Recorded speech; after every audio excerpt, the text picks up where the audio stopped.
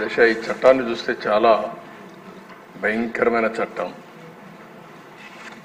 ఏ మాత్రం కూడా ఆలోచించకుండా ఈ చట్టాన్ని తీసుకురావడం చాలా సమస్యలకు దోహదం చేసింది. ఎన్నో రోజులుగా లాయర్స్ అయితే ప్రజల్ని చైతన్యవంతులు చేస్తూ ఎక్కడికక్కడ ఆందోళన చేశారు. ఈ చట్టం కనుచుంటే పౌరుల ఆస్తి హక్కును మొత్తం మింగేసే పరిస్థితి వస్తుంది. ఇప్పటికే ఆ దిశ రాష్ట్రంలో ఎప్పుడూ లేనంత ఈ భూ వివాదాలు పెరిగిపోయినాయి. చాలా దిక్కలు ఇప్పుడు నా నియోజకవర్గం కుప్పం నియోజకవర్గంలో చూస్తే ఎప్పుడూ నాకు ఒక్క కంప్లైంట్ కూడా రాలేదు. 40 ఏళ్ళ నుంచి నేను అక్కడ సీఎంగా, ముఖ్యమంత్రిగా, ఎమ్మెల్యేగా, ప్రతిపక్ష నాయకుడిగా ఉన్నాను. ఈ 5 ఏళ్లలో జరిగిన అవకతవకలు ఆ నియోజకవర్గంలో ఎక్కువ కంప్లైంట్లు వచ్చేది భూ వివాదాలపైన వచ్చాయి. నేను చిన్న చిన్న మీటింగ్లు పెట్టుకొని మాట్లాడేటప్పుడు ఏదైతే 22A ఎవరైనా భూమి ఉంటే దాని పక్కన 22A అని వేసేస్తే అది ప్రభుత్వ భూమి అయిపోతుంది. అక్కడి నుంచి ఎవరైతే సెటిల్మెంట్ చేసుకోవాలనుకుంటారో వీళ్ళందరూ రావడం, నెగోషియేషన్స్ మొదలు పెడతారు. లేకపోతే ఇది గవర్నమెంట్ భూమి అవుతుంది. మనం కానీ ఒప్పుకుంటే, వాళ్ళు ఒప్పుకుంటే దాన్ని ఆటోమేటిక్గా మళ్ళీ ప్రైవేట్ భూమి కింద 22A తీసేసి మళ్ళా ప్రైవేట్ భూమి కింద సెటిల్మెంట్ చేసుకునే పరిస్థితికి వచ్చారు. అధ్యక్ష, టెక్నాలజీ కూడా చాలా ప్రమాదం. నేరస్తుల దగ్గర టెక్నాలజీ ఉంటే మొత్తం మార్చేయడం, రికార్డులు మార్చడం చాలా ఈజీగా అయిపోయే పరిస్థితి వస్తుంది. ఇప్పుడు దానికి తోడు మీరు చూస్తే అధ్యక్ష, ఇటీవల కాలంలో ఇవన్నీ కూడా సెంటిమెంట్స్ ఉంటాయి. భూమి అనేది తరతరాలుగా వారసత్వ ప్రకారం వస్తుంది. మా తాత, మా ముత్తాత ఇచ్చిన భూములు ఇప్పుడు కూడా మాకు వస్తూ ఉంటాయి ఆ కుటుంబానికి. అలాంటి భూమిలో పట్టాదారు పాస్ పుస్తకాలు ఇవ్వడం ఆనవాయితీగా పెట్టుకుంటాం. రాజముద్రేస్తాం, అంటే ప్రభుత్వ ముద్రేసిస్తాం. అలాంటిది ముఖ్యమంత్రి ఫోటో వేసుకొని పట్టాదారు పాస్ పుస్తకాలు ఇవ్వడం అంటే సెంటిమెంట్స్తో ఆడుకోవడం. ఇది ఎక్కడ చూడలేదు అధ్యక్ష, ఎవ్వరూ చేయలేదు ఇంతవరకు కూడా. అలాంటివి చేశారు. అప్పటికే ప్రజల్లో చాలా కోపం ఉంది, ఆవేదన ఉంది, ఆవేశం ఉంది. ఏమీ చేయలేని పరిస్థితిలో ఉన్నారు. అయితే ఇటీవల భూ సర్వే కూడా అన్నారు. ఈ భూ సర్వే కూడా అధ్యక్ష మొత్తం సెటిల్మెంట్ చేస్తామనే ఉద్దేశంతో చేసి డబ్బులైతే ఖర్చు పెట్టి ఎక్కడికక్కడ వివాదాలు పెంచారు, కానీ ఎక్కడా వివాదాలు తగ్గించే పరిస్థితి లేదు. దానిపైన కూడా నేను చాలా స్పష్టంగా చెప్పాను. హోల్డ్ చేశాం, స్టే చేశాం.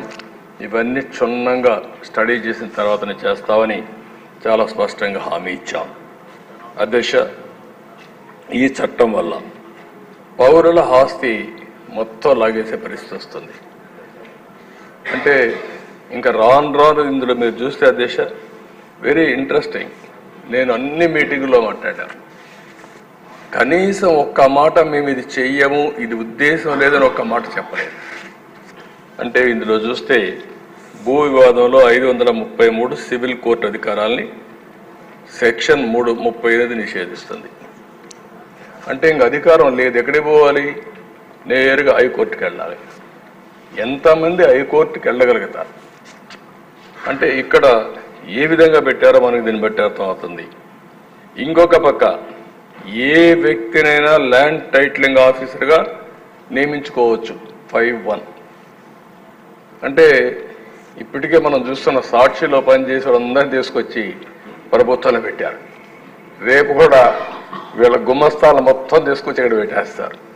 వాళ్ళ గుమస్తాలు పెడితే మన జాతకాలు వాళ్ళు రాస్తారు. ఏమవుతుంది అధ్యక్ష? అదే రికార్డు మీరు ఒకసారి చూస్తే ఎవరైనా సరే ఈ భూమి నాదని ఒక పిటిషన్ పెడితే ల్యాండ్ ట్రిబ్యునల్కి వెళ్ళిపోతుంది. ఇంక ట్రిబ్యునల్కి వెళ్ళిపోతుంది, ఆర్బిట్రేషన్. అంటే ఇంకా మన చేతుల్లో లేదు ఇది. అంటే మీరు వివాదాలు పరిష్కారం చేయవలసిన ప్రభుత్వం ప్రైవేట్ ఆస్తులను లాగేయడానికి ఎత్తుగడలేసే పరిస్థితికి వచ్చారు. ఇవన్నీ కూడా అధ్యక్ష ఒకటి రెండు కాదు. ఇందులో మనం చూస్తూ ఉంటే భారత వారసత్వ చట్టం రాజ్యాంగంలోని ఆర్టికల్ 21, 246, 300కు విరుద్ధంగా ఉంది. ఇంకో పక్క ఈ సెక్షన్లో ఉండేటువంటి ఈ చట్టంలో ఉండే సెక్షన్లు 10, 13, 14, 15, 25, 34, 36, 46 రాజ్యాంగ విరుద్ధంగా ఉన్నాయి. ఇవే కాకుండా ఈ చట్టాన్ని అమల్లోకి తెస్తూ జారీ చేసిన జీవో నెంబర్ 512 రహస్యంగా దాచిపెట్టారు.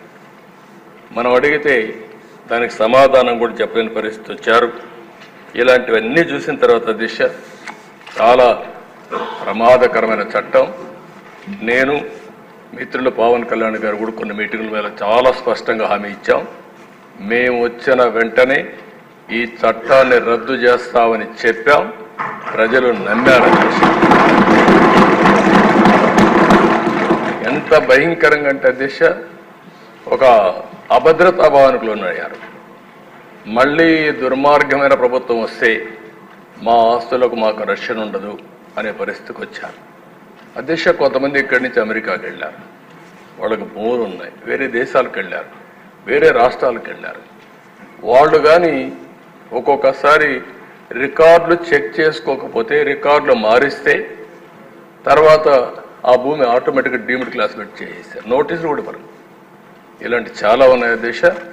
ఏది ఏమైనా మేము చెప్పిన తర్వాత చాలా స్పష్టంగా హామీ ఇచ్చాం.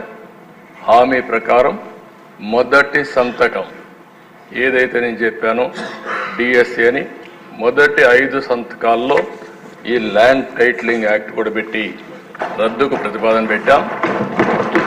మొదటి క్యాబినెట్లో దీన్ని ఆమోదించాం.